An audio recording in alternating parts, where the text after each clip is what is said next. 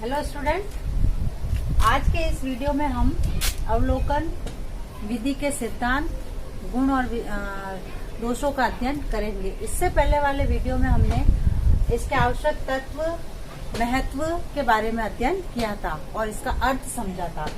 अब इसके सिद्धांत कौन से हैं? सबसे पहले है व्यक्ति के पूर्ण परिस्थितियों का अवलोकन, यानी जब अवलोकन करते हैं उस समय व्यक्ति की जो पूर्ण परिस्थितियां उन सब का अवलोकन किया जाता है। दूसरा है एक ही व्यक्ति का अवलोकन, यानी एक समय में हम एक ही व्यक्ति का अवलोकन कर सकते हैं। एक से अधिक व्यक्ति का यदि अवलोकन करेंगे तो वह सही नहीं निकलेंगे उसके परिणाम।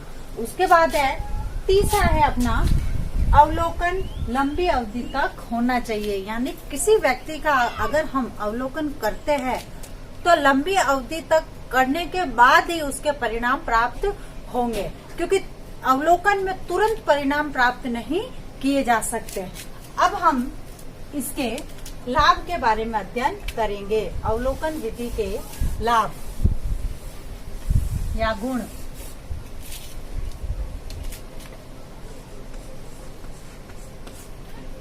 अवलोकन विधि के कौन कौन से गुण हैं? सबसे पहले है वास्तविक या भौतिक व्यवहार का निरीक्षण, यानी जब अवलोकन करते हैं उस समय उनकी वास्तविक और जो भौतिक व्यवहार जो होता है उनका, उस चीज का हम निरीक्षण करते हैं या अवलोकन करते हैं कि वास्तविक रूप में वह व्यक्ति कैसा है कैसा नहीं है, उसकी सारी परिस्थितियों का अवलोकन हो जाता है। उसके बाद है स्वाभाविक परिस्थितियों में संभव, यानी जो अवलोकन है वह स्वाभाविक परिस्थितियों में ही संभव हो सकता है। उसके बाद है अधिक प्रशिक्षण की आवश्यकता नहीं होती है, यानी जब अवलोकन करते हैं उस समय किसी विशेष प्रशिक्षण की आवश्यकता नहीं होती है। अवलोकन कोई भी कर सकता है, किसी भी प्रकार से कर सकता है।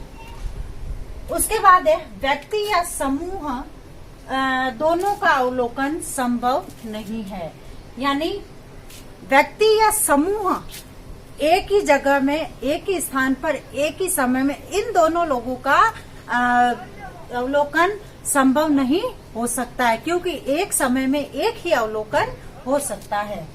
फिर है यह प्रत्यक्ष पद्धति है, क्योंकि व्यक्ति प्रत्यक्ष रूप से देखकर आंखों द्वारा प्रत्यक्ष चीजों का ज्ञान प्राप्त करता है, इसलिए इसको प्रत्यक्ष पद्धति कहा है। तत्पश्चात है अपना सूक्ष्म गहन उद्देश्यपूर्ण अध्ययन, यानी जब अवलोकन करता है उस समय सूक्ष्म और गहन और उद्देश्यपूर्ण अध्ययन होता है, यानी उस अवलोकन का क्या उद्देश्य है और उसको बारीकी से, गहनता से उसका अध्ययन करता है। उसके बाद है यह वैज्ञानिक पद्धति है। फिर है सामूहिक व्यवहार का अध्ययन, यानी सामूहिक रूप से व्यक्ति के व्यवहार का अध्ययन अवलोकन के द्वारा संभव होता है कि उस व्यक्ति का व्यवहार कैसा है कैसा नहीं है। फिर है कार्य कारण संबंध का पता लगाना, यानी अवलोकन के माध्यम से हम कार्य, उनके कारणों का और उनके संबंधों का पता लगा सकते हैं कि उनके संबंध कैसे है, किस तरीके से है। इन सब चीजों का हम अवलोकन के माध्यम से ही पता लगा सकते हैं।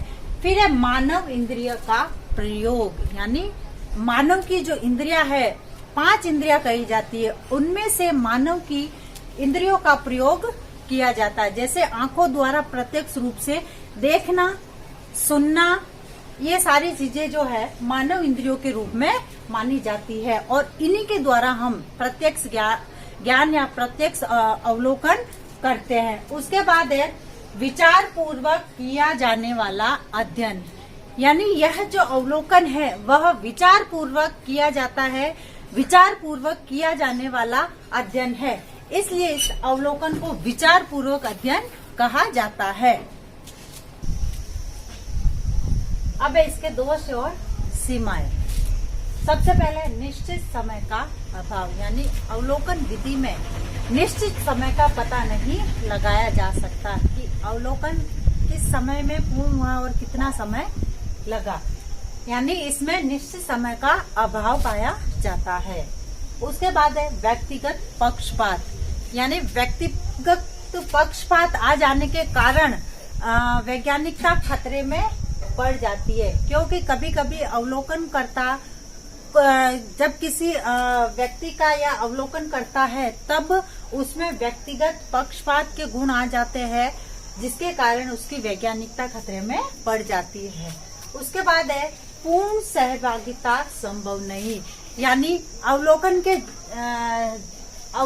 जरिए एक अवलोकन करता है जो वो अपनी पूर्ण सहभागिता नहीं दे पाता अवलोकन करने में।